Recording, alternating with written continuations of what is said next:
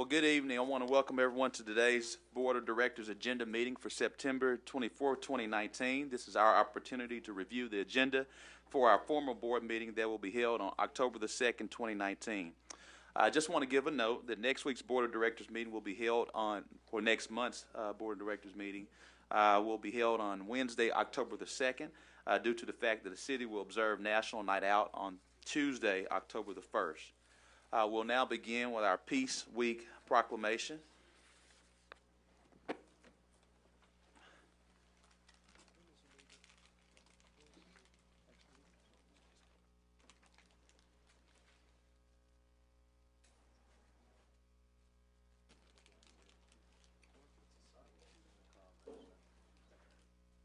Those members with Peace Week, yes, please join me.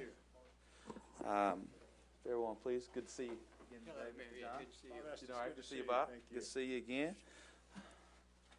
Whereas our city lives to continue to be scarred, whereas our lives continue to be scarred by the consequences of violence and war in our communities, our state, our country, and across the world. And whereas Arkansas Peace Week, a coalition of organizations, faith groups, and individuals has joined together with a mission to promote peace, instill justice, end war, alleviate poverty, protect planet Earth, and eliminate the scourge of violence in our society. And whereas the International Day of Peace is commemorated on September the 21st and throughout that week, Arkansas will plan activities to educate and promote peace and justice in our communities and raise awareness of organizations working to build a lasting peace in Arkansas. And whereas Arkansas Peace Week will partner with the Little Rock School District and the Central High School National Historic Site to provide Arkansas's youth education service and outreach activities promoting peacemaking, nonviolence, social justice, ecological stewardship, and community building. And whereas the lessons learned and relationship formed during this week create a foundation continuing a sustainable peace in our society throughout the year.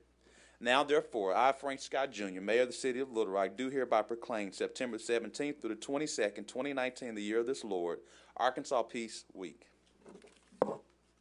Thank you very much. Thank you so much. Appreciate it. Thank you very much, Mayor. We want to allow you guys some time to talk, and I know how much you are committed to peace in the city of Little Rock as well as the state of Arkansas, and just we want to commend you on your servant leadership. Allow for a couple comments. Thank you again for Mayor Scott for the proclamation. We are really appreciative of the school district. They have incorporated nonviolent curriculum in every single one, I think, of the elementary schools and also in some of the older students as well. We're able to reach tens of thousands of people and children to teach them the basic building blocks of leading a nonviolent life. And there's dozens of other organizations that have been involved with Peace Week planning organizations to instill justice and nonviolence and peace into our communities. So we want to again thank the city board and the mayor for the proclamation. And I would just like to add my thanks also to the many groups that Bob just mentioned in terms of those who helped put this on. It's really a tremendous effort.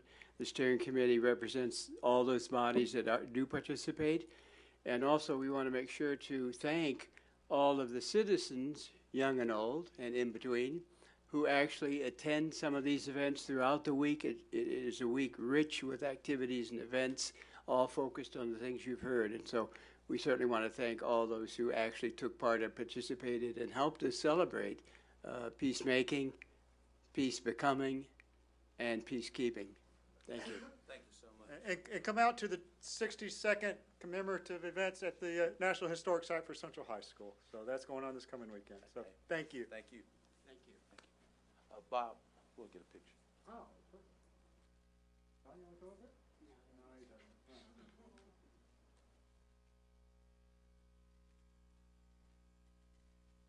again. Appreciate it.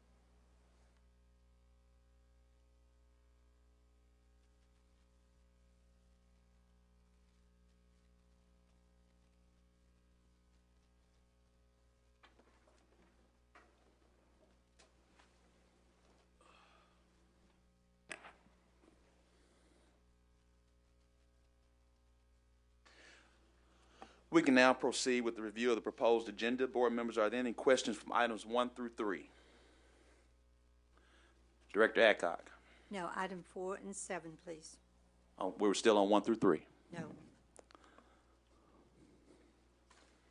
Seeing no questions for items 1 through 3, any questions from items 4 through 7?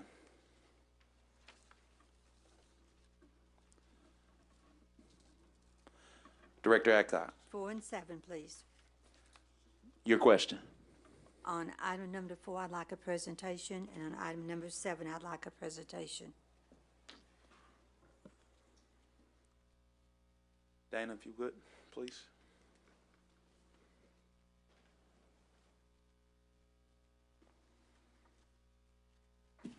Good afternoon, Mayor, members of the board.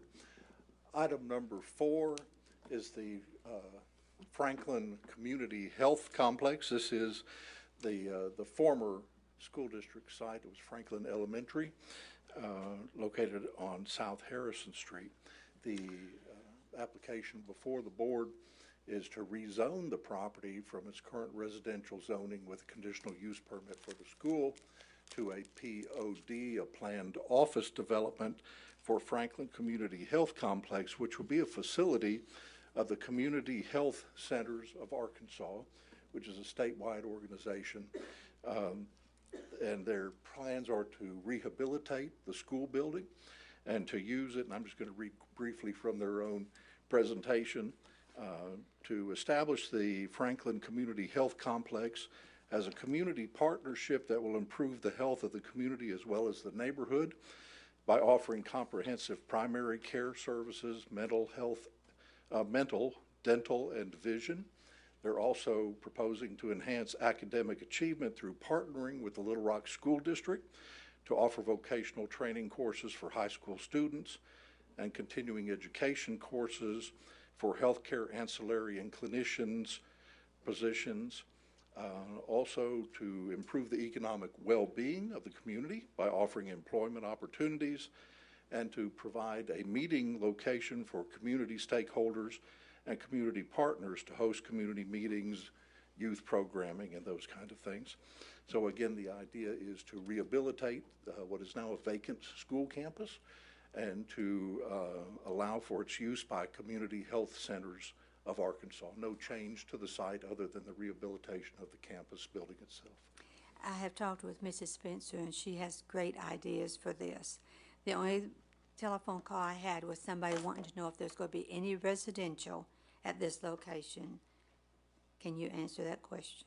Yes, Director Adcock, I can. No, there is no residential or overnight stay. It's not that type of facility. It's educational and daytime clinics. The hours of operation are Monday to Friday, typical business hours during the day. Okay, thank you. And there was no opposition to it. It was on the consent agenda at the Planning Commission. Okay, thank you. Vice Mayor Warwick. Joan had a number 7, but that was also my question, was number 7. Can you give us some details on that? Particularly, is it what are the numbers that are going to be there? It looked like they're taking 2 other locations and combining them into this location. And is it overnight stay? Is it dormitory situations, boys, girls? What do you know about any of that? Yes, item 7 is a proposed planned industrial district zoning. Property is currently zoned I-2, located on the north side of Baseline Road. Application was filed by an organization called Freshly Renewed.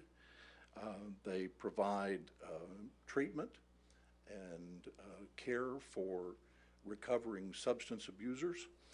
This proposed facility is to be remodeled to accommodate daytime clinicians and counselors, but also to provide overnight stay for up to 40 men that would be going through the recovery program offered by Freshly Renewed.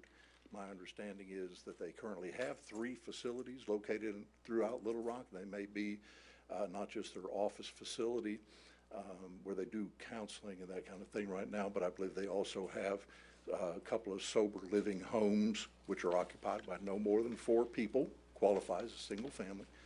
And again, the organization is focused on treatment and recovery for substance abusers. I thought I read in the write-up that they were closing down some of the other locations and moving them to this location. I believe by doing this, they would be closing 2 of their current facilities and being able to combine their activities into this one location. Okay. I think I read about men and women at this location. Can you hear me?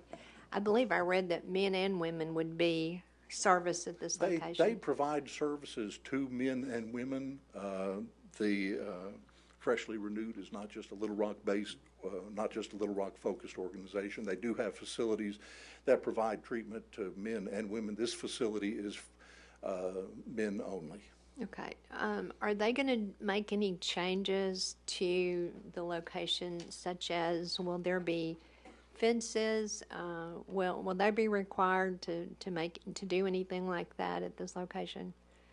No, ma'am. There currently is some existing fencing around the back portion of the property that they're going to rehabilitate. They would be adding no new fencing on the property. Their focus on the property would be what's necessary in the way of interior remodeling to accommodate the proposed use, and then to clean up the property, but no other changes to the property. Okay. When I read the write-up, I didn't see that there were any objectors at the Planning Commission. Do you remember objectors there? Vice Mayor, there were no objectors at the Planning Commission meeting. We did receive a letter of objection from, I believe it was the West Baseline Neighborhood Association, but it did not arrive prior to the Planning Commission meeting. You had the map up just a few minutes ago where you reflected it being on Baseline Road. The West Baseline is south of this location, and we've always considered them in the last number of years, 15 or so years, a fragile neighborhood. In fact, we've been doing some work in the area to try to improve the housing. Had Habitat for Humanities out there. So they do object to it. You know, with that sort of situation across the street from them, they're not happy with it at all. I do expect some people from at least that neighborhood to come and speak in opposition to it. So I do want this held separate.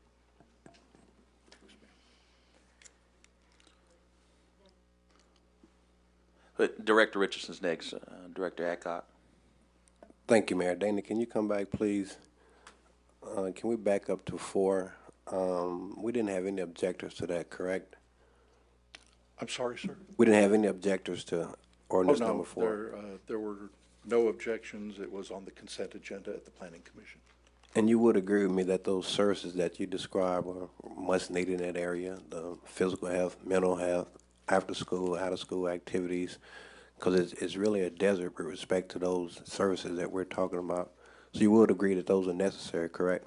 Yes. And it seems that because it doesn't seem like there's any desire or willingness on the state's part to get back involved with that facility or let that facility go back to local control, that would basically, had we not put services in there, basically would be an empty building, correct? That is our position on it. It's a long time. I believe the school was built in the late 40s. 49. So there is a long history of this site being used as an institutional type use. And we view this as a very positive adaptation of what is a vacant school building, and we feel it's a very positive addition to the neighborhood. And that the positive addition, those services are much needed since we don't have any after-school, out-of-school programming in that immediate area, correct? I don't know that we don't have any in that neighborhood. I do know that part of what Community Health Centers is going to be providing is before-school and after-school activities as well. Well, do we have facilities within close proximity providing any of those services? I guess that was a better way to phrase it. Not on the scale that these folks would be able to provide. And back to the part, Mayor, about that being a vacant building, when I was doing some research on a resolution to declare a moratorium on foreclosures, one of the things that I noticed, Mayor, and recognized, Dana, that in doing that research, whenever you had a certain increase in vacant buildings or structures in the community, you can expect a certain increase with respect to percentage of criminal activity, correct? And they become magnets for criminal activities, and a lot of crime emanates from those buildings, whether it's trap houses or substance abuse, substance use, but those buildings become magnets for criminal activity if we don't have anything in those, correct?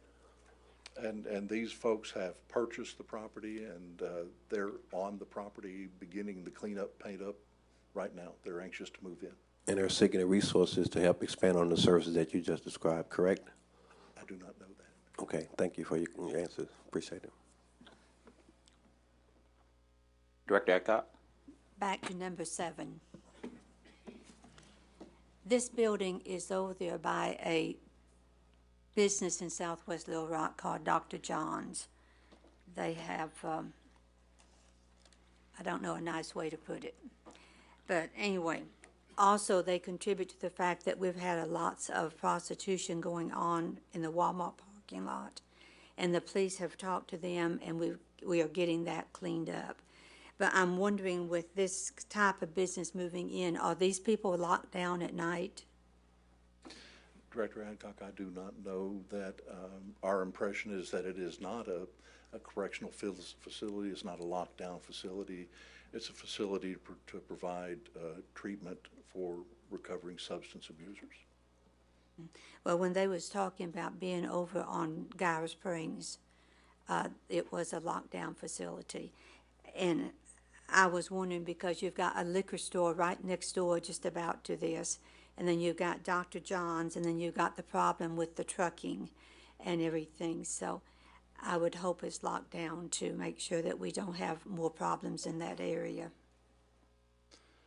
If you wish, we can ask the applicant for that information. I would like to know. Yes, ma'am. Thank you. I would like for the applicant to be here next week to answer questions, because like BJ, I feel like we're going to have neighborhood opposition to this next week. I will advise him of that. Okay, thank you. Yes, ma'am. Director Richardson? Yes, Mayor, back to number 7. Dan, I know you was pretty much limited in your answers to the questions that were presented to you. But one of the things I find somewhat interesting is that the people that we're describing as those who are causing those problems, we're not necessarily busting in new people to bring more problems. We're actually providing services for those who are already there, correct? That I would not presume to guess where the clients of the facility would be coming from. But they would be eligible, those in that area that we're talking about would be eligible to get help Absolutely. at those places. This is an organization that is currently providing services in the city of Little Rock. Thank you. Yes, sir. Thank you so much. Seeing no others, are there any questions for items 8 through 10? Director Fortson? Thank you, Mayor. Mr. Carney, I noticed that staff recommends denial on both 8 and 9. And as I understand from the write-up, these would be overnight residential operations, like a one-room hotel, so to speak, in a neighborhood. Well, let me ask, what was staff's feeling in denial?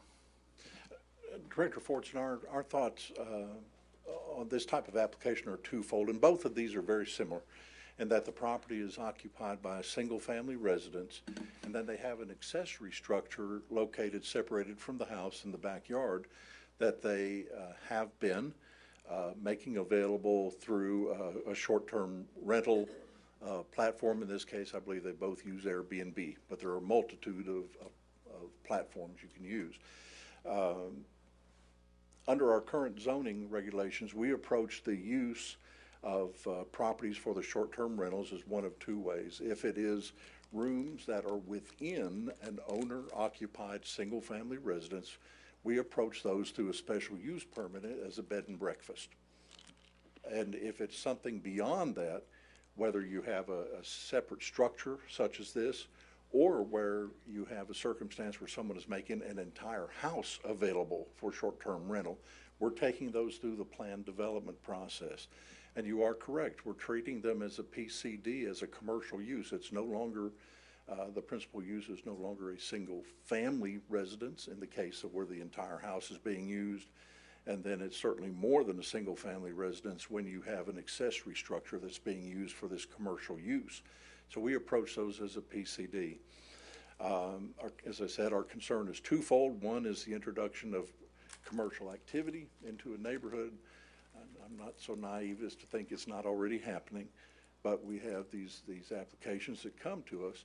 And then we feel it's very important when we have the opportunity for consideration of these that it be done in a public hearing through an opportunity for neighborhood to be made aware of what's going on and to have the opportunity to come and to voice their opinion about that. Our concern was if we recommended approval, there's no one there to necessarily stand up, that the potential for public hearing it could be somewhat lessened. At the very least, if staff does not in full support of these, it guarantees that there is a full hearing on every one of these. And I will share with the board, for whatever it's worth, we have dealt with 3 of these short-term rental applications within the past few months. One was for use of an entire house, and then these 2 for accessory structures. All 3 of these were brought to our attention as a result of neighborhood complaints about the activities taking place. And so we have to take that into consideration as well. Well, one of the reasons for my question is I am somewhat familiar with Airbnb. Mayor Scott and I both serve on the Advertising and Promotion Commission, and there's been a continuing effort on the part of the commission to collect taxes due to the city from these short-term rentals, which come under the same obligation to pay tax as a hotel. And it strikes me this is an area where the potential for an unexpected and unanticipated change in neighborhood activity could occur because, as I understand some of these reservation services, a reservation may be made centrally and then the guest shows up. I note that some of the proponents in write-up say, well, they intend to vet their guests very carefully, but I'm not too sure that's really possible under the kind of system under which these operate. Am I correct there, or is there? From a zoning standpoint, the whole concept of these short-term rental facilities is somewhat of a moving target. It's difficult to locate them. These, as I said, came to our attention because neighbors brought it to our attention. My understanding is that there's something over 300 short-term rental facilities located in the city of Little Rock. We are early in the stages of beginning a process of being able to identify those. And we have the issue of collecting the hotel tax and addressing zoning concerns, and how all that is going to come together is something that we will be continuing to work through. And we're not alone. The city of Little Rock is not the lone ranger on this. Other cities in Arkansas and around the country are having to face this very same issue and how to approach the short-term rental within single-family neighborhoods particularly. Well, through the work of the A&P, we discovered, you're right, there are a large number already in existence, some of which may not be properly reporting their taxes even now, though we're trying to correct that. It just concerns me that neighborhoods where this may be developing may not be aware of what's about to develop in their neighborhood if we start approving a lot of these. Through the process that we have in place, as we approach them utilizing the current zoning tools that we have, we feel that it guarantees a public hearing, public notice, neighborhood notice, and people are given the opportunity to know what's going on in their neighborhood and to come and speak. In the case of the 2 that we're looking at on this particular agenda, we received support from a neighborhood resident for both of them. There was a gentleman present in opposition on both of them, so comes both directions, as at least in these cases. Thank you. Yes, sir. Thank you so much, Director Fortson. Director Peck. Thank you, Mr. Mayor. Dana, do you have any idea how many Airbnbs are in Little Rock? I mean, I know they're not all registered, but roughly. The number that was provided to us by a third party that works with municipalities in addressing these kind of issues is somewhere close to 350. Not all Airbnb. It's a full gamut of these different platforms that are available for short-term rental, but the number is somewhere in the vicinity of 350 in the city of Little Rock.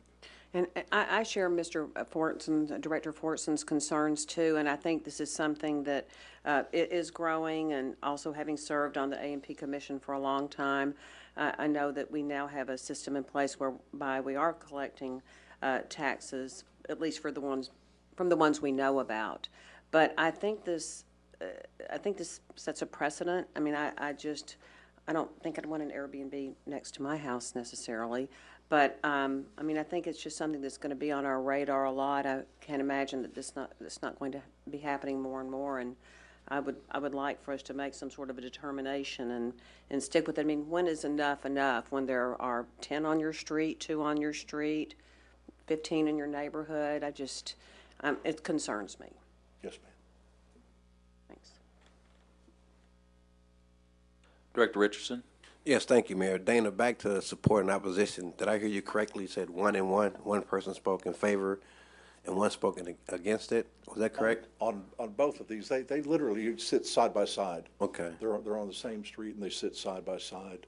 And so the person that came to speak in support of them was from the neighborhood, and the person that came to speak in opposition. Now, he arrived too late to speak, but we became aware of his presence and that he was there to speak in opposition.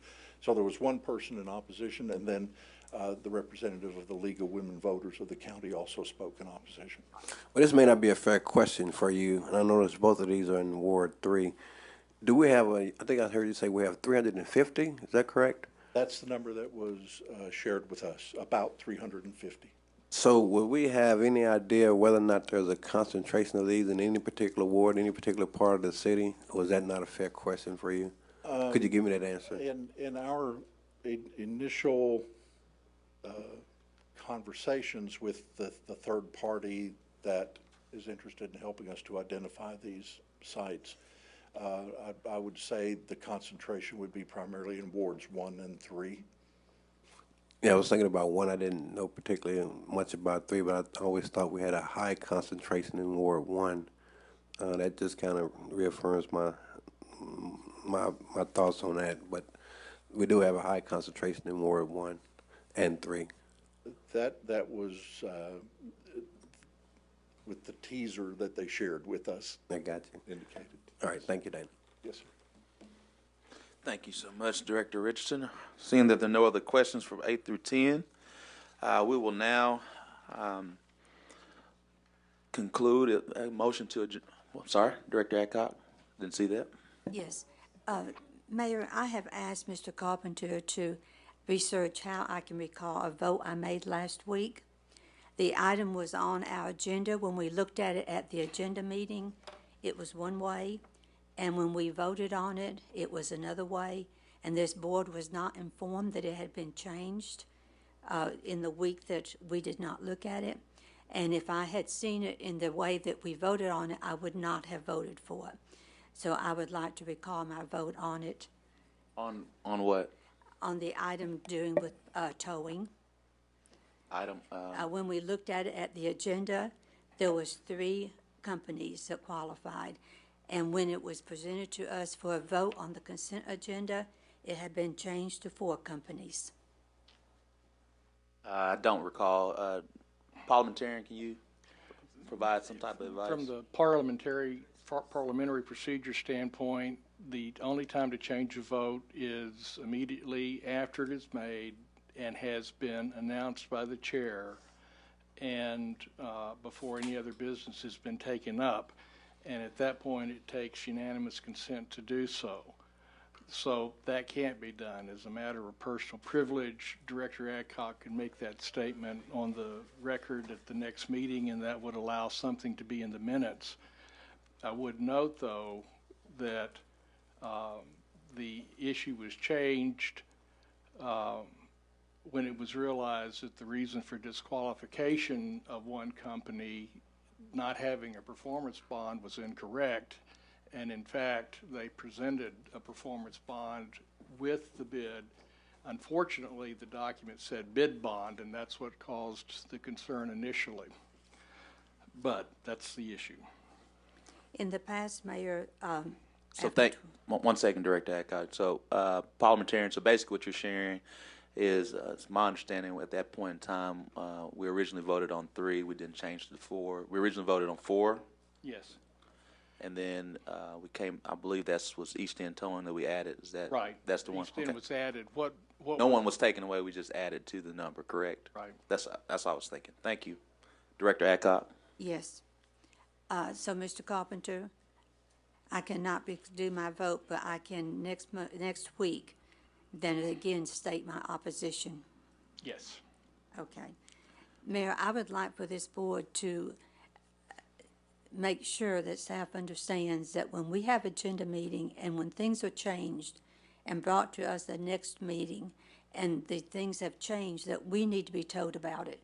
Because, it makes lots of difference in lots of instances, and it would have made a difference in this instance in my vote.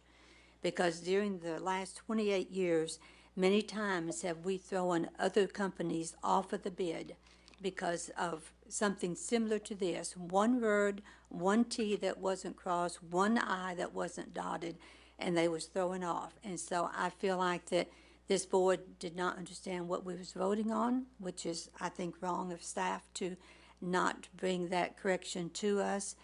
And I would like to make sure that this does not happen again. Director Adcock, it's my understanding that everyone was aware of that and presented at the point in time we voted. It's my understanding. No, we was not made aware of it. All right. Then I stand corrected. And we'll make certain that staff does that. I thought that was understood at that point in time. So we will make sure that's corrected. Thank you for that. Director Peck? Thank you, Mr. Mayor. I wanted to bring up something that's not on the agenda. First of all, if you notice that Kathy's not here, most of you know that Director Webb was in a car accident. She's fine. You didn't know. She's at home. She was hit at 2nd and Broadway. Somebody ran a red light. She cracked a cervical vertebra. She didn't have to have surgery. She's home. She's fine. But she's watching this on TV. Hi, Director Webb. So we miss you. Don't move around too much and keep that collar on. The tree ordinance in the Heights. This is something I know that Director Compuris has been working on, Tom, a number of people. The people in the neighborhood in the Heights are very upset. They're losing trees every day. I know Kathy's very upset, so I'm asking why it's not on the agenda. I guess I'm the best one to answer that question. You will remember that the issue was coming before the board. It got deferred. Director Compuris particularly did some negotiations with the involved parties. That was codified. There were questions about whether what was codified was appropriate. And when Director Compuris had been out of town for a short time, so he and I met on a Sunday and put the changes in there and got them out. There were some comments made by our planning department. Those have been incorporated. A draft was sent to the parties in the Heights, and I was to call one of them in particular today about the comments. Unfortunately, when I was first asked to call was last night. This morning I was asked again, and there were 3 people, all police officers, in my office. I did not do anything wrong, but that ended up taking almost until lunch or afterwards. And then I was in a meeting from 1:30 until almost 3 o'clock on 2 issues. And shortly after I got back to the office, I was visited by another member of the board of directors and got slapped with something else and didn't get a chance to get a hold of Mr. A person I'm supposed to get a hold of. I can tell you that I think that the language is virtually there, and that by tomorrow the language could be sent out if the board would like to have that on its agenda Monday. as I understand it, the issue is whether the parties agree, not so much whether there is a tree ordinance. And that's the status. I would like it to be on the agenda next week. Yes, ma'am. There, I would like to be voted on next week. Yes, sir. thank you. We got to go in line. I'm trying to keep everybody on one order. Director Himes, Mayor, I'm on a different issue, so I'll yield. you're next. So Okay, just well, make I was sure. gonna say, we want to keep, I want to beat a dead horse a little bit, Tom, on this towing bid. This is a contentious bid to Mayor and Bruce and Tom. It's a contentious issue every time it comes up for bid. The competing parties watch everybody's P's and Q's because one or more of them at any other time has been disqualified over a technicality. So, Tom, and here's the questions, and you can get back with me on them. The other thing, not only was this board not notified they had added a third, but the bidders on the contract were not notified a fourth was added back to it. And I would think, based on how much contention there is, that we would have been dotting all our I's and all our T's. The only thing that the question's been brought up is that does East End's bond meet the requirements? Should the original decision to disqualify East End have been reversed? There's three issues. East End's original bond is not what the RFQ asked for. It's a bid bond, not a letter. The RFQ requirement is a letter from a bonding company licensed to do business in the state of Arkansas stating that if the record company is accepted the rotation list, the bonding company will provide a 1-year performance bond in the amount of $25,000. The answer to that is yes, and unlike a letter saying that that's what they will do, what East End submitted was a bond. It said bid bond, and it included the language that if the contract is entered into, that they will have a bond to fulfill the requirements of the contract. Okay. And it was signed by a company authorized to do business in Arkansas, and it's a binding agreement that we could enforce, unlike the two All right. letters. The next question is East End's bond does not state the time frame it covers or any time frame. That's not accurate because it says it's for the contract and it references the contract in the item. All right. And I like I said, just and something material like a reversal like that, because when I start getting phone calls that why did y'all add this back in, and when I know all those companies watch that, because believe me, we all hear it from all the different companies that participate in this thing, that they all watch because at one time or another, like I said, they've all been kicked off of it with the technicality in the RFQ process. So when we do something like this and there's a reversal and it's not transparent, it looks like something shady's going on. And it may be all within the law, and if it was challenged, we meet contractual muster. But I just don't like the fact that I start getting calls after session and it wasn't brought to anybody's attention. So. And I understand that. I'm going to take the blame for that. I mean, what I did is met with the group. They had met with, I think, purchasing, and they asked to meet with our office. They met with us. We read the language in the contract. Prior to the disqualification, we had gotten a phone call as to whether a bid bond, this was the question, if we've asked for a performance bond and we got a bid bond, is that in compliance? That's a specific question. The specific answer is no. Okay. However, I wasn't given any language in the bid bond. When they came before us, they brought the bid bond itself with the language. Did the applicant that was turned down appeal it? Is that how, or was the staff There coming really in? isn't an appeal process yet, but in any event, they brought that and says, what of this doesn't meet it? We read the language, we checked upon the standing of the insurance company and the fact that it was authorized to do business in Arkansas, and then we sent an email saying it looks like this meets the requirement. The requirement says we want to know that there will be a performance bond throughout, and this says it will do that. There was a response saying yes, And so that's how the change got made. And what didn't happen is I didn't send out a black line. I didn't send out a memo. I was going to try to get a memorandum to the board, but Okay. couldn't. Well, like I said, I don't think any of us up here like getting caught off guard when something's been changed, when we've looked at it from one week to the next, and that's a material change and another bidder. I appreciate your explanation. Thank you. Director Campiris. Well, going back to Kathy's ordinance that I've tried to help with, I will make sure with Tom that tomorrow all this gets written out and we send it out to everybody. If it works like I think it's going to work, it should not be a contentious issue. We ought to be able to pass it and move on with life and do something else with trees other than fight about it up here. Thank you, Director Campiris. Director Richardson. Yes, Mayor, I want to go back, just kind of dance between Lance's point and Dean's point.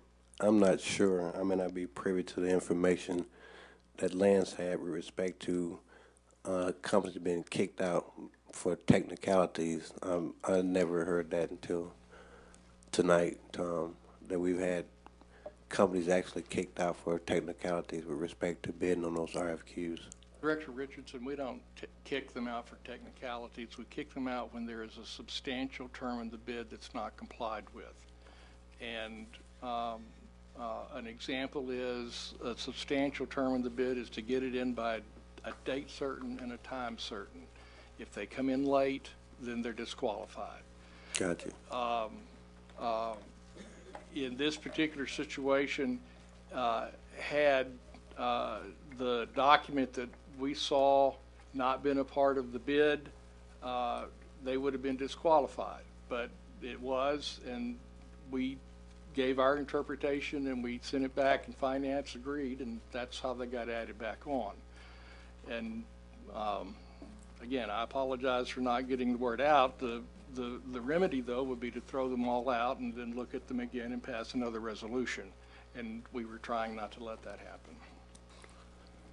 And back on Cappy's and Dean's point, because the tree ordinance, I know when it came before us the first time, I'd received a lot of communication from a number of different people. So Dean or Tom, one of you guys may answer this. Tom, I think you said you were asked or instructed to reach out to one individual. Is there any particular reason why we limited that to one person? Dean? Director Campiris. I'm not 100% sure how I got in the middle of this, but I am. I did. And when it came up the first time, it was and it still is in some ways, a very contentious situation. We have talked with both parties and have come up with, I think, a resolution that either everybody likes or no one likes, and if no one likes it, probably that's a good compromise. And that's where we are. Tom and I did meet one Sunday and go over it line by line. I've given it to the other group, and they were supposed to, and they had a couple of, I hate to say Scribner changes, but that's basically what they would be. And my hope was that it would be ready for today, then we could add it and give it to everybody. It wasn't. I think the people have, because of my absence, have been patient in trying to get this done, and it should be able to be sent out tomorrow. I don't think it'll be controversial, and we ought to be able to move on, and that's the answer to it. So Tom's instruction in terms of feedback or engagement is beyond one person. I mean, I thought I heard him say he was instructed to reach out to one person, so the input is going to be beyond just one person, correct? It'll be a group of people. There's one person who represents the people that are against, that have questions about this, and it is going to that person to have their input. Thank you so much, everyone. Seeing no other questions or a motion to adjourn. So moved. Agenda meeting has been adjourned. We'll now welcome you back to our policy meeting. We're now back in session. Today's policy meeting, we'll have our healthcare update. And a part of the healthcare update, this is part of our continuing series of budget discussions because our healthcare insurance plays a vital role into our budgeting mechanism and what drives our budget and what budget decisions that we'll be making. Today, we have representing our Human Resources Office, our Employee Benefits Division Director, Ms. Robin White. Gave you a new title. As well as Tom Kane, who represents Stevens Insurance, who is the manager of our health insurance plan with United Healthcare. Well, they'll be providing as an update on what has transpired over the past 2018 and some of 2019 that'll drive some decisions for 2020. In those decisions, in short, and Tom will get to the point, but in short, we have decisions to make for our budget, 2020 budget. And basically, currently, for those who are not aware, the city of Little Rock is currently under a fully insured plan with United Healthcare Group. Our health care insurance premiums have increased by 24%. I'll make sure everyone heard that. Our health insurance premiums have increased by 24% due to the great negotiation skills of Tom Kane after hearing from myself, our Chief People Officer, Stacey Witherell, our Chief Administrative Officer, Bruce Moore. After we all visited, he was able to negotiate down to 15%. And so that's option number one, 15%. He'll walk through those details with United Healthcare Group. Secondly, in the meantime, because healthcare has been an evolving situation across the country, whether you're public, private, or NGO. And so for the last few years, this city has been looking and contemplating on whether to move from a fully insured plan to a self-funded plan. And so Tom Kane, as a representative of Stevens Insurance as our consultant, did conduct a bid on a clinically integrated health network plan that basically, in so many words, focuses on managing our healthcare population as it relates to our healthcare insurance. And so there was a competitive bid process. The winner from that competitive bid process was CHI St. Vincent. And so the two options that we're going to discuss today is one, what are the details with our current plan of now moving from a 24% increase to a negotiated down to a 15% increase for a fully insured plan. That's option number one. Option number two is our clinically integrated health network through a competitive bid process with CHI St. Vincent. That's option number two. He'll go through those details.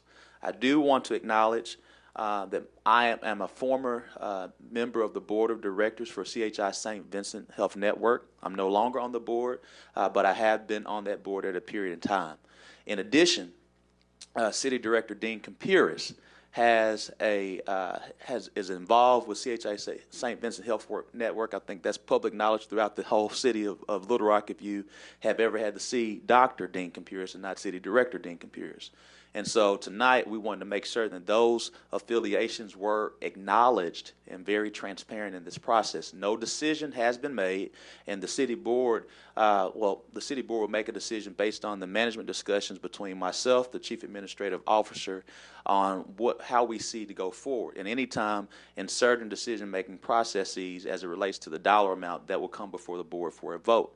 And so, of course, in situations, we want to acknowledge any perceived conflicts, any conflicts in general. And so even though today we're not making any decisions whatsoever, but since we are discussing this topic, we wanted to acknowledge the affiliations before Mr. Kane did speak. So Mr. Kane, if you would, please come forward. And Director Pierce wants to make a comment. Thank you, Mayor, for acknowledging that. Also, I'm a member of the health network for United Health, so I'm on both sides of it. And I've asked Tom, and I'm able to be in the discussion in the room. Thank you. And the city attorney has advised that there are no conflicts in regards to this discussion. Mayor Scott, members of the board. Mayor Scott, you did a great job of summarizing my presentation, so I will like to discuss a few more details with you and then answer any questions you might have. So if we can go to the next slide, please. And so briefly, we're going to talk about what happened and then the two options that Mayor Scott listed. So the next slide looks at what happened in the last 12 months through July of 2019. The city had paid premium of $15,842,831 and paid claims of $17,511,111. That resulted in a claim loss ratio of 110.5%. Obviously, that's not where we want to be. If you remember this time last year, we were in the mid-80s, which is a much better loss ratio than 110. There were 6 claimants insured by the City of Little Rock that had claims totaling over $4.3 million. That represented 25% of the total claims that we had during this time. And pharmacy represented $3.3 million, or 19% of the total spend. Just wanted to point that out to you. And this is a trend that we really see across the country, where 5% of the members in any one group represent the majority of the cost. And so obviously there's an opportunity there. If we can manage the plan better to avoid these large cost claimants, then we can save the city some money. As the mayor offered, the original increase was at 26.5. United gave us a 24% increase if we moved to the legacy platform, and we were able to negotiate that down to 15%. So that's where we are now on the fully insured renewal. So for 2020, Stevens, we released requests for proposals for third-party administrators and clinically integrated networks in June. We have evaluated those responses. In fact, both the Focus Care and the Arkansas Health Network, which is the CHI St. Vincent CIN, have presented to HR and the Employee Benefits Committee. United Healthcare, Blue Cross, Cigna responded to the TPA RFP, and Arkansas Health Network and Focus Care responded to the CIN. We released the fully insured RFP on August 6 of 2019 after we received the renewal from United Healthcare. So if we can go to the next slide. Anybody has any questions, we'll talk about the fully insured first. And this is a really busy slide, so if we can go to the next slide, please. I apologize for this. This is more information than you probably wanted to see. But you can see currently the city offers 3 options to the employees. And so we can see the current column and then the renewal with the legacy platform at 24%, and then the negotiated option number 1 at on the far right. Now please note, we have not looked at changing any of the benefits. So the co-pays, the deductibles, co-insurance, out-of-pocket max, all are being proposed to be the same. So we're not reducing benefits this year to get to 15%. It's the same benefits that the city employees enjoy today. But I wanted to show this to you, and you'll notice at the very bottom the annual cost difference. And so the 24% increase was driving a $3.3 million increase to the total budget. Getting it down to 15 reduced that to a little over $2 million. Any questions on this slide? I know there's a lot of information here. Okay, if we can go to the next slide. And I don't want to spend too much time on this, but this slide is basically shows you the impact to the city at different cost-sharing percentages. So you can see at 90%, the impact to the city. At the far right, lower, is $826,000. On the next slide, if we reduce the city's contribution to 85%, that reduces the cost to the city to $327,000. So depending on the decisions that you make and the direction that we're given, then we will work with our actuary to develop those rates and look at how it will impact the city of Little Rock. Any questions so far? That's a lot of information. If we can go to the next one. This is the second option that Mayor Scott outlined. This is the self-funded option with UMR as the third-party administrator. UMR is a division of United Healthcare and the Arkansas Health Network. Now, the Arkansas Health Network also includes the Arkansas Children's Network. So, and it also includes UAMS. So it's the hospitals, it's St. Vincent's, UAMS, and Children's. And it has a network of about 800 physicians, of which Director Compuris is a member of. But anyway, if we can go to the next slide. What is a CIN? So a clinically integrated network is something that has evolved in the industry in recent years. Really, the ability to gather data is what has leveraged these groups to develop these networks. So it's a coordinated, holistic, patient-centered care. And really want to think about, and the mayor referenced this, today our employees and their covered dependents are a largely unmanaged population. So we have people who really don't understand a very complex, very expensive health care system, accessing it, in some cases, very randomly. And so what a CIN, or clinically integrated network, does is it brings clinicians into the picture. So there would be nurses, there would be social workers, there would be other people who would work with our employees and their families to make sure they're getting the appropriate care in the appropriate setting at the appropriate time. You can see some of the advanced care management services provided, chronic disease management, care coordination, transitions of care, gaps in care, social determinants of health, which we in the industry today think have a tremendous impact on healthcare cost, barriers to care, and medication reconciliation. You know, I think a good example is when someone is being released from the hospital, we want to work with them and their attending physician to make sure they have everything they need when they get home to manage their health so they don't have to come back to the hospital. So it's evidence-based medicine guidelines. We are proposing in years 1 and 2, if the city chooses this approach, that the employees and their families would actually make the decision on which network they want to access at the point of service.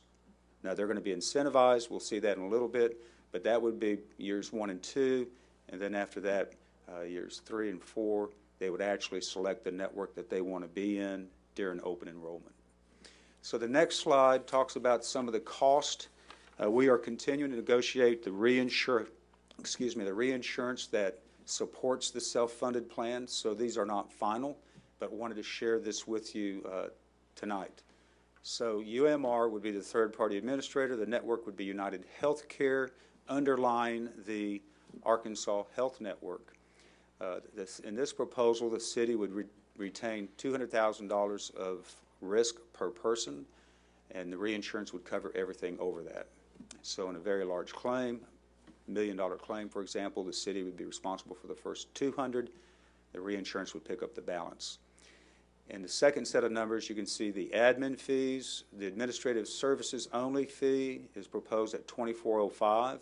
And I want to make a point here. The clinically integrated network fee is $16.75, but Arkansas Health Network has offered to place 50% of that fee at risk if they don't hit metrics that we would work with them to establish. Basically, claims per member per month. And so if they can't demonstrate that through their involvement, they're actually helping the city manage these costs, they would not get their full fee.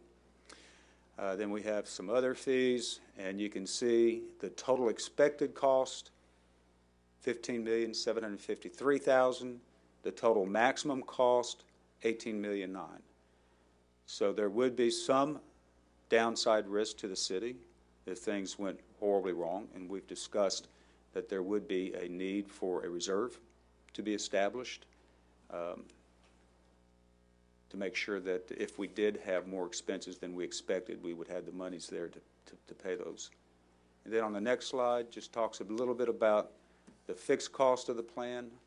You can see the majority of that is the reinsurance, the specific and aggregate premiums. Then you have your administration fees for administering the plan. And that is, got one more slide. So what would the benefits look like in this type of model? And these are hypothetical. They're not cast in stone. But you can see the employees who choose the enhanced network would have a $1,000 annual deductible for the individual, $2,000 for family, and their primary care physician visit would be $25 per visit. If they chose to go to the broader United network, which is basically everybody in Arkansas, they would have a higher deductible and a higher copay. So what we're trying to do is to incentivize people to stay within the enhanced network where we can offer them more services. And with that, I'll open up to questions. And so, as we get ready to open up for questions, I want to again just kind of summarize what Tom has presented to us. First, Tom, on behalf of management, we want to share our appreciation to you. We know you've had some tough discussions with United Healthcare Group, and we're grateful that you were able to negotiate the 24% down to 15%. So thank you so much. And also thank you for providing us options on how we look at our healthcare plan. For everyone who's aware, our healthcare plan is going to drive a lot of our decisions for our 2020 budget. And so thank you so much for providing these options. We'll now open the floor for questions. Director Hines. Mayor, we're going to flip back through, and I'm just trying to make sure I'm not having deja vu. Did we not ask anytime we're on presentations to get paper copies so we can have stuff to make notes on? I think Director Adcock asked at our last meeting. It's really hard to keep track of everything that's on these slides, Tom, and make notes to ask questions. So can you flip back? I'm trying to go back here.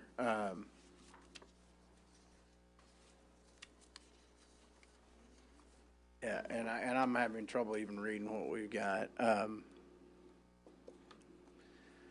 So what's the cost? I mean, we have nothing up here on a cost. I know what our cost with United Healthcare is going to be, but then on the CINs, we've got a if we can go fast forward to the CIN costs.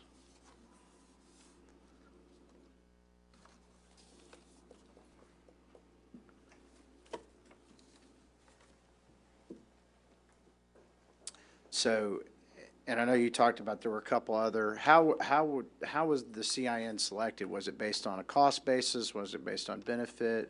I mean, I like a little more texture to what we've got here. So we recommended the CHI, Arkansas Health Network because it's been in existence longer. It's more mature. All of the providers are on electronic medical records, which you have to be on EMR to capture the data, or you can't realistically have a clinically integrated network because you don't have the data to manage. And so that was our recommendation to the city. Okay, so, and I feel like we're comparing apples to oranges with how this presentation's set up, Tom. So at the end of the day, so our total, and we've got we know with the traditional health plan, we've got a maximum out-of-pocket based on our premiums each year, right? So on this expected, you're showing expected claims, expected cost, and maximum. So is it a floating target, or are we paying hard premiums for the year?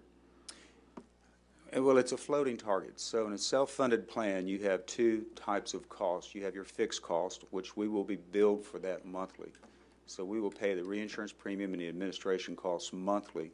The claims are paid as they are incurred and processed.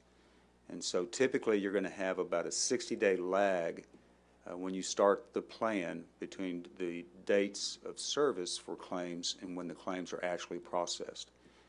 And so each month we will monitor that, and there will be a claim fund that we will also be monitoring each month. But conceptually for the year, you're looking at an expected cost on the self-funded plan based on this reinsurance proposal of $15,753,000. The fully insured is projected at $15,955,000. Now the concern, obviously, is that costs are higher than expected. And the reinsurance would cap the city's exposure at $18,928,000. Okay. So getting back to where we're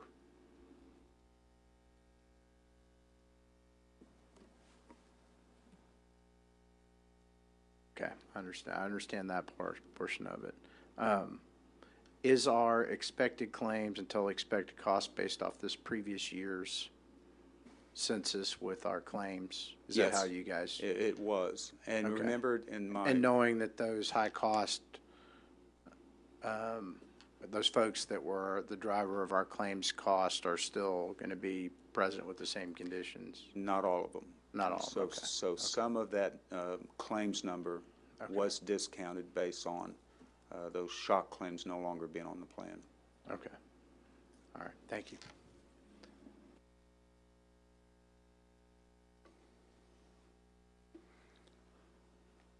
Director Campuris. I'm not sure which hat I'm supposed to wear tonight, but wearing my city hat. Tom, over the last, since how long has Stevens been involved in this? I think this is our 6th year. And each year we've had an increase in our premium. Yes, sir. And basically last year it was the best one because we spent less than we paid them. But every other year we have exceeded our payments.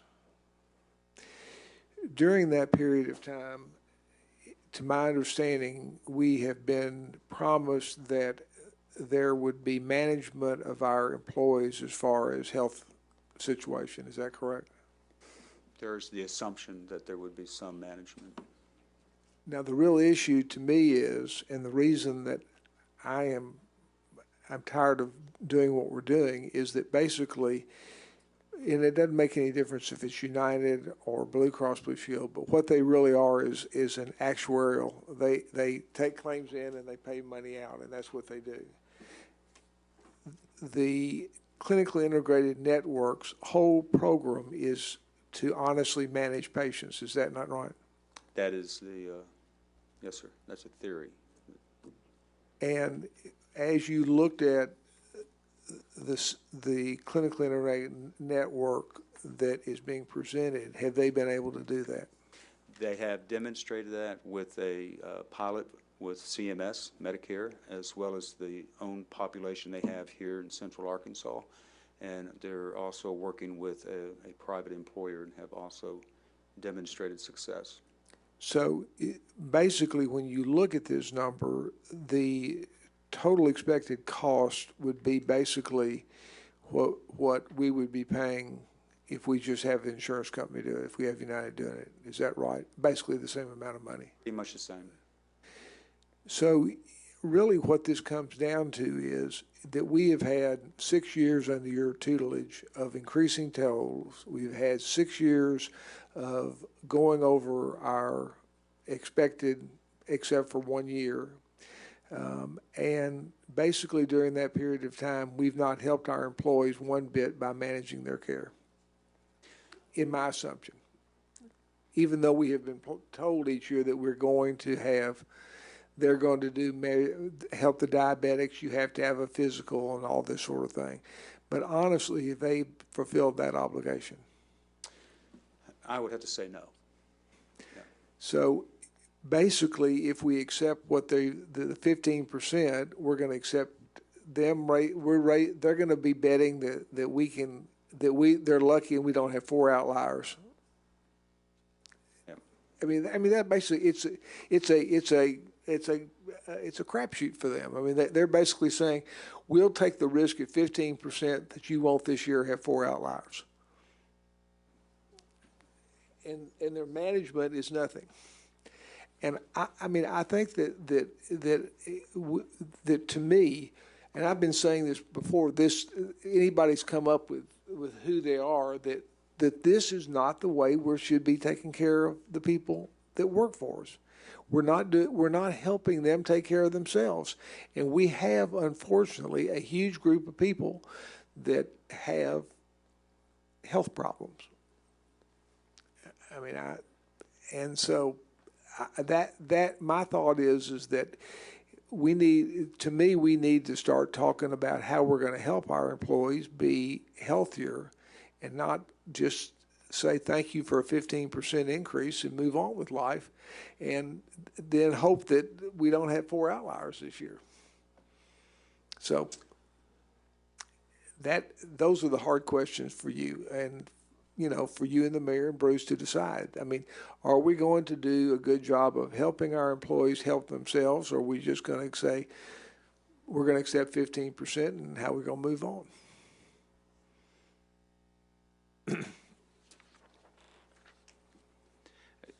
Director Adcock.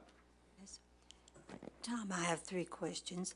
The first one, you said that we was going to cap the city exposure as $18,900,000 and something. What happens after we go with that cap? Thank you. Reinsurance would pick up the difference. 100%? Yes, ma'am. For Okay. covered things that are covered under the contract. Okay.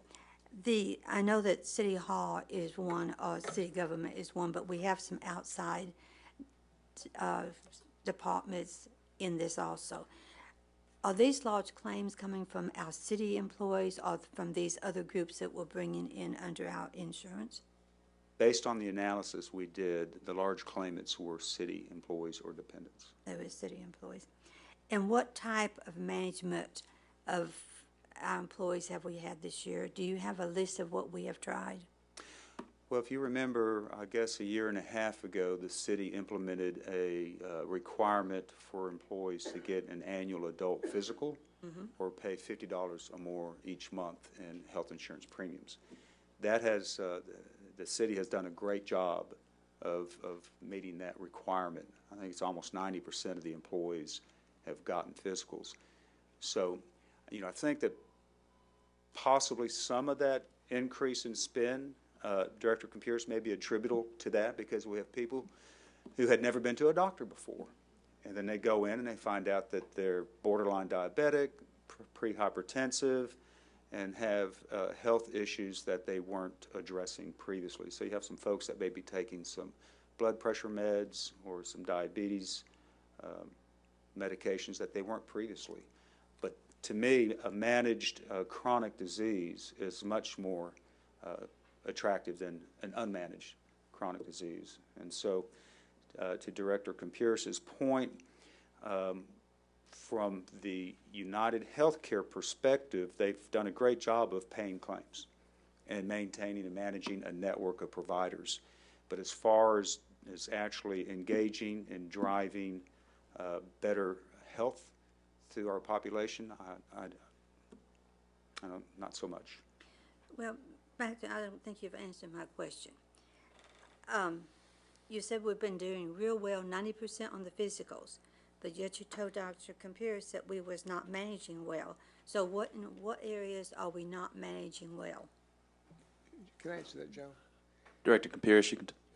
Here's the problem. You come to see me and you're an employee. You do it because you're going to get premium time off your premium. I say come back after 3 weeks and I'm going to remonitor your blood pressure because it's elevated. Here's the medicine you take. Their requirement is to go one time. They don't have a requirement to come back, and the office doesn't have any staff or any way of monitoring making them come back or requesting them coming back or cajoling them to come back. So you go and you get your first visit, but after you have your first visit, you're gone.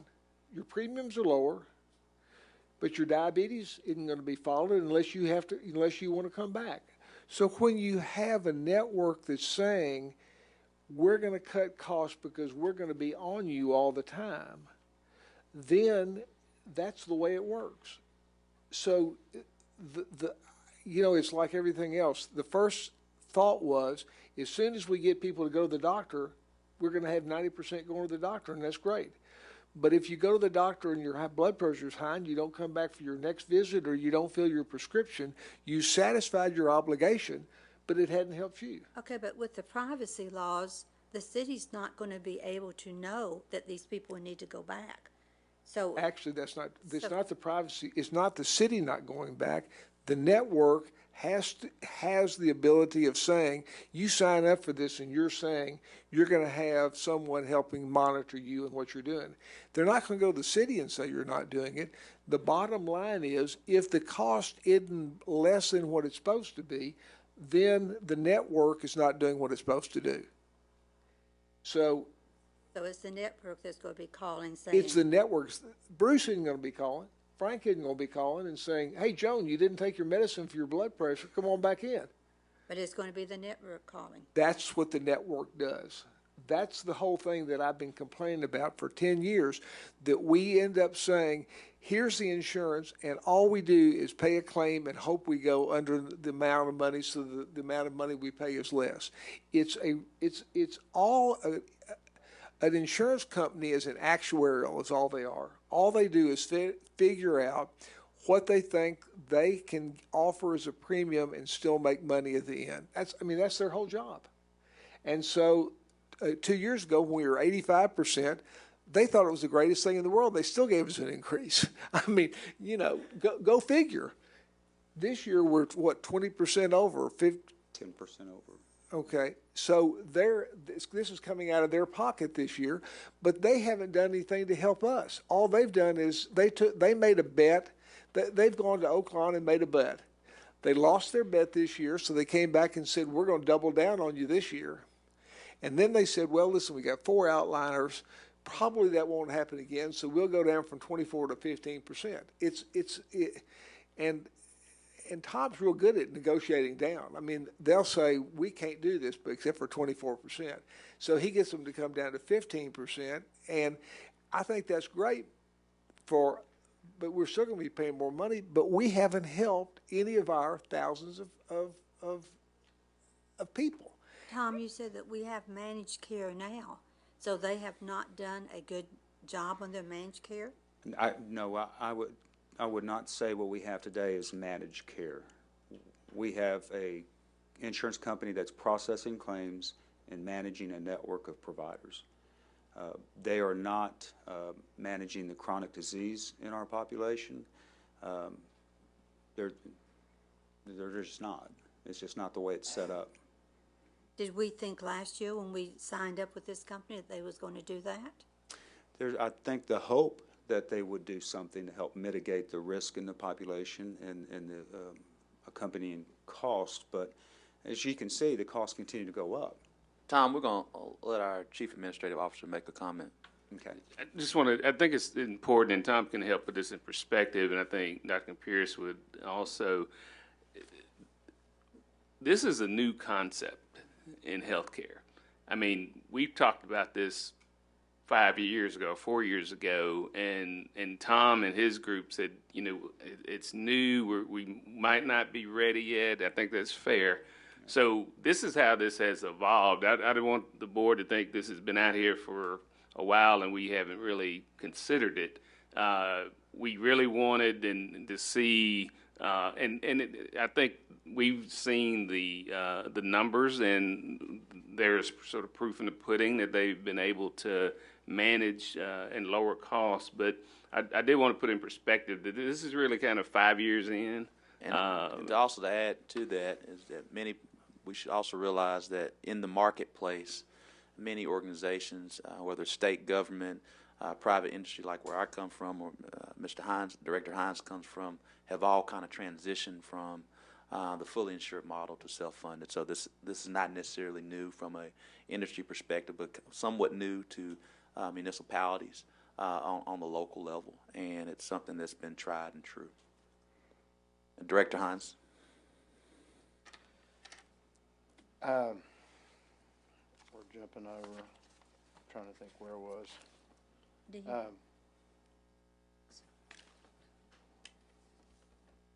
So, Tom, going back, so we're looking at the expected cost to be $15 million this year, which was about what we paid, $15.7 million, which is what we paid last year, right? That's what they're telling us. So that's going to be.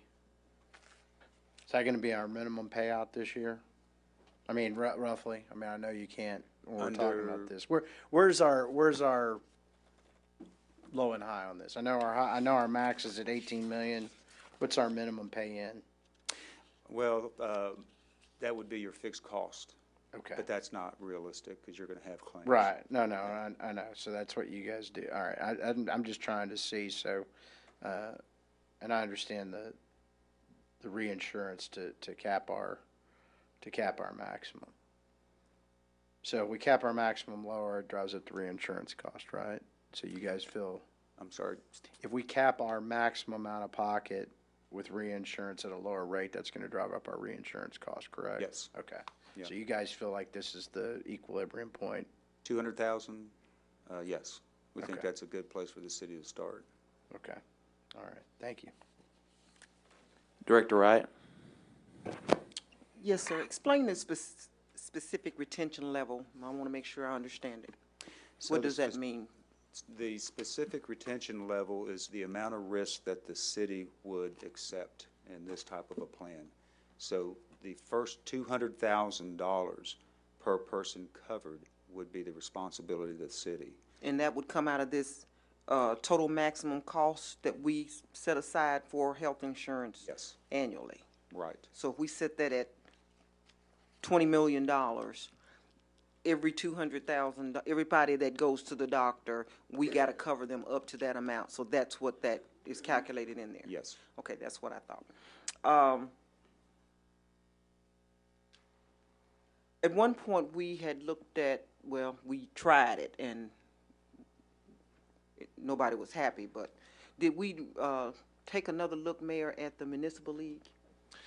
Yeah, we've always had those running conversations, and that's something. Now, did we do a bid process on the Municipal League? No.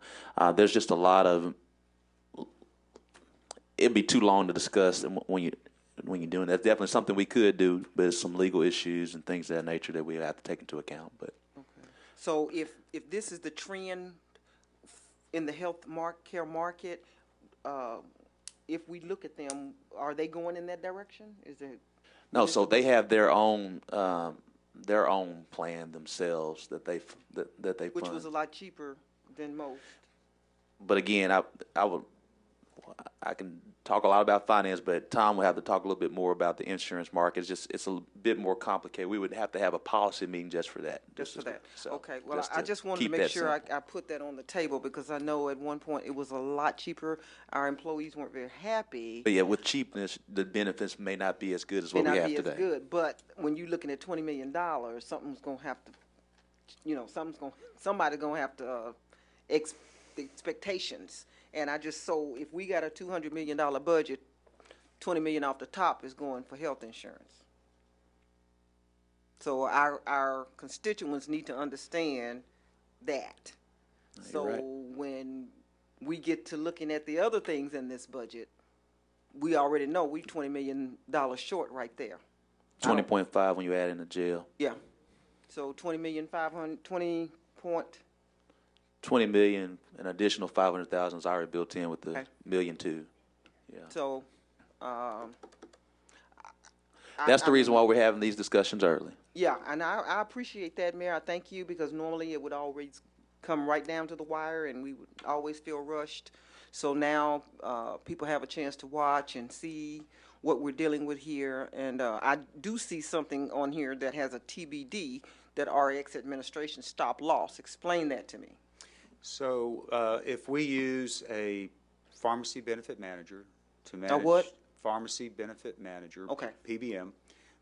They manage the pharmacy piece of our health plan.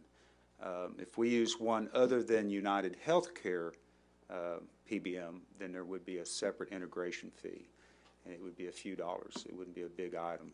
But since we don't know if we're going to use United's PBM or one that Stevens would help the city select, that's why I put to be determined. So does that mean this thing is going to go up?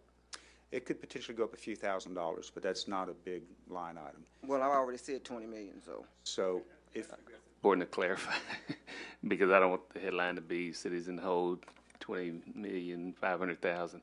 So we already set aside X number of dollars now for health insurance. Okay, so that money's there. It's just a matter of do we go another fully insured plan or do we go a self-insured plan? So we're not starting the year $20 million behind, because we have said, and now we have a fully insured plan, and right now it costs us annually the fully insured 13 million. 13.8. Yeah, so about 14 million. I think you're splitting hairs. The same thing. It's still, $20 million. Yes, Director Wright. Essentially, whether it's The 20 million, somewhere 13. between 13 and 20 million, that's part of our annual Part of our annual budget. $210 million budget. And so the question is, since we already have in our budget 13.8 million, how much do we increase our budget to allot additional more? So it's not additional 20, could be Like additional 5. 7. Additional 7. Yes. Okay. Well, you answered my question. I was going to say, what's the difference? What are we going up? Because I know we already got something allocated because we had to pay it this year. So what's Yes. the difference? So you saying 7 million more? Give or take. Yes, ma'am. Good enough. Vice Mayor Wyatt. Thank you. Doris asked the question about the RX admin.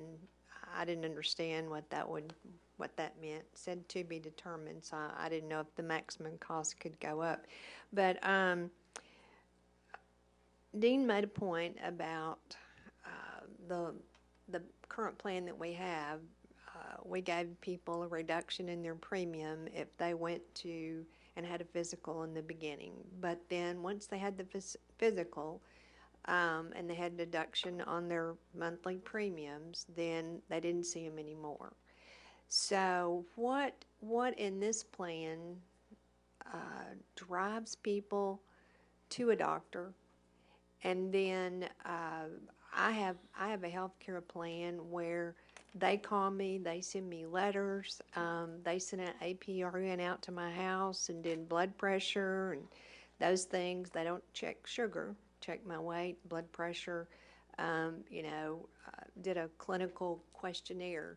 So how do we drive people to the doctor, and then how would they be worked up once they went to the doctor? So in a clinically integrated network, there are other clinicians in that setting that you would be engaging with. And so there's going to be nurses, there's going to be social workers. And so if you have a diagnosis of diabetes, they're going to be contacting you on a regular basis to make sure that you're coming in when you're supposed to, you're checking your A1C, you're doing the things that you're supposed to be doing. Right now in the system we're in, we're relying on our employees and their family members to do that. Some will, unfortunately many will not. So it does add another layer of high touch, if you would, to encourage our people to do the right thing and take better care But of if their they never go to the doctor initially, then they don't know that they have conditions. So is that going to be for them to have the first initial visit? Is that part of this plan, and then a follow-up after that? Have we gotten that far into the weeds to understand how that's going to work? Our recommendation would be to continue to incentivize people to get their annual physical, and now they're going to be doing that, hopefully, most of them within the enhanced network. And so once they establish that relationship with that primary care physician, then that should trigger the follow-up. Okay. And I think we're talking about possibly maybe going into different areas that maybe they've never been in before in regards to health care. So it sounds like it's a good thing. It sounds like that we could maybe save some people a lot of serious health conditions and maybe save some cost on the insurance. I was trying to understand the driving, because I know my insurance, I have a little bit of special attention. If I take it, I don't always take it. So, and you still have that risk, even though you have people that are touching them or coming out to do certain things for them. There's still going to be some resistance out there, but at least you put it in front of them, and I take advantage of it, because it's easy. So if you make it easy enough, then probably people would do that. And I guess that's a part of the whole plan is the caseworkers, the APRNs, the nurses, whatever, that's built into this plan, into the premium and that kind of thing. Yes, the fee that you see quoted up there, $16.75, that is to pay for those additional clinical resources that would help the city achieve those goals. Yeah.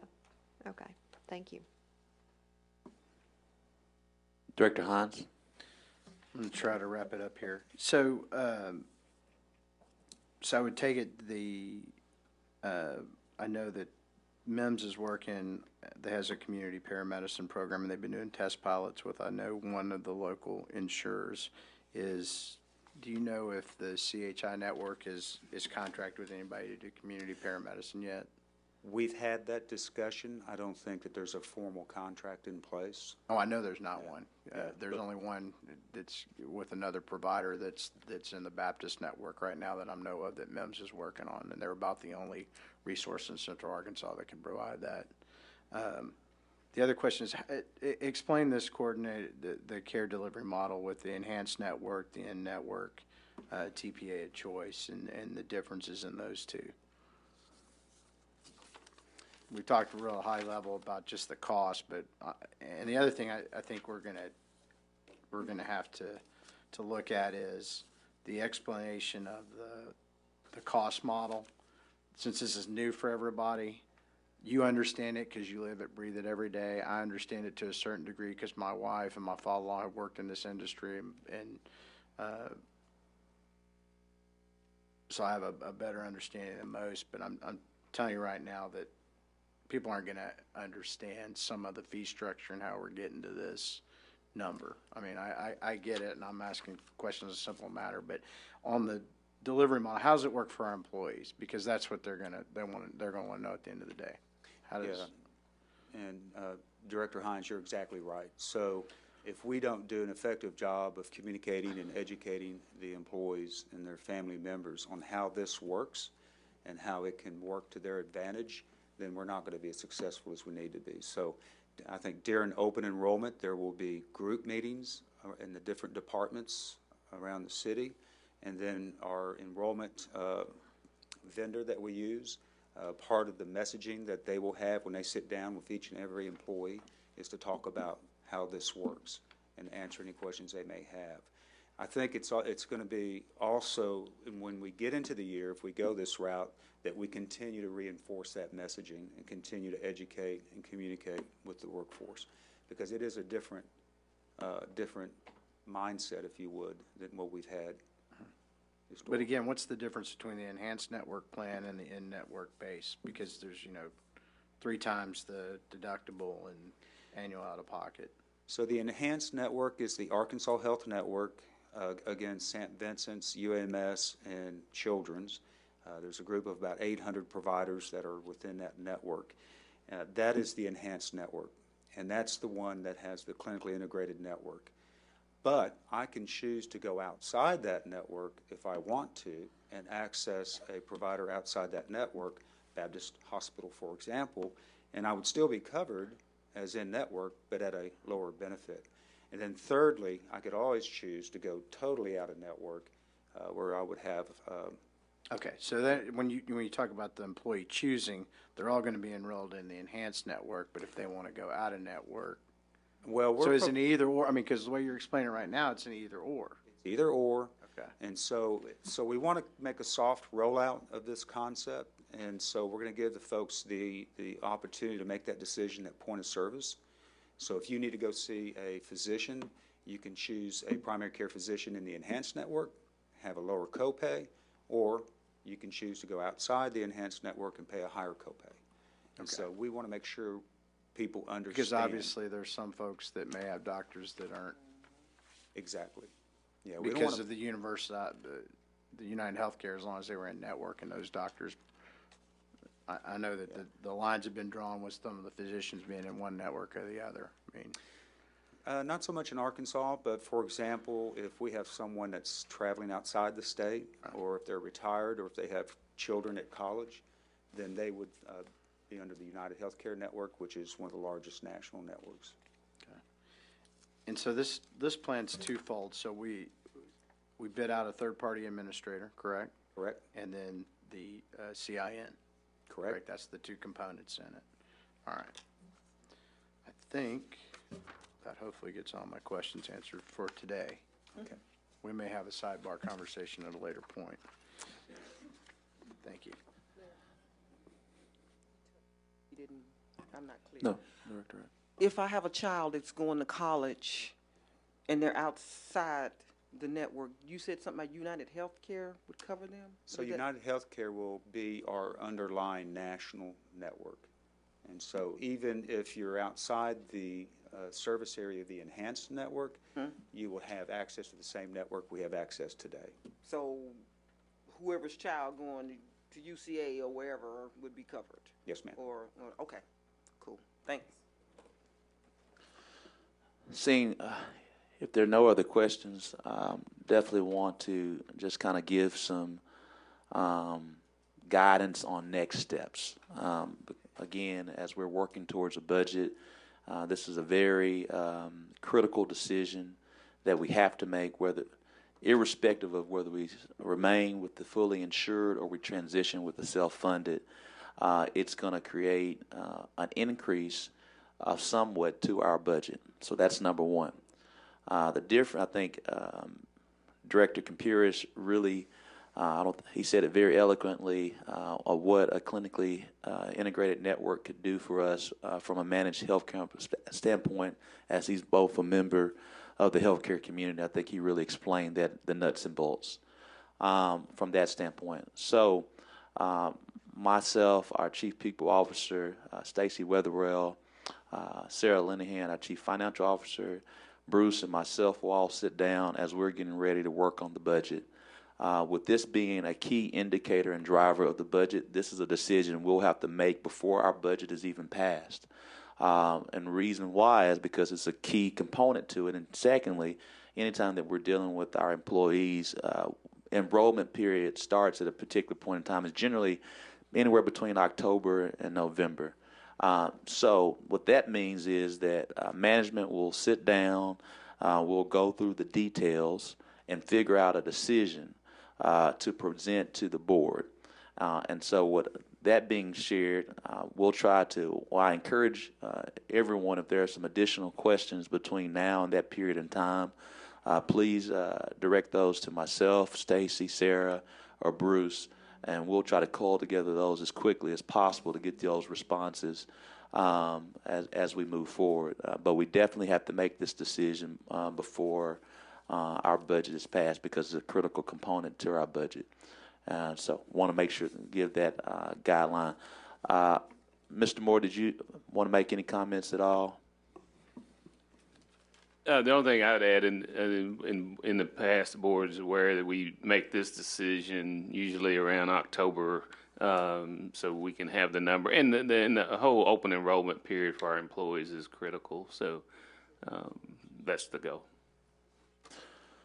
So today is September the 24th. Today's the 24th today.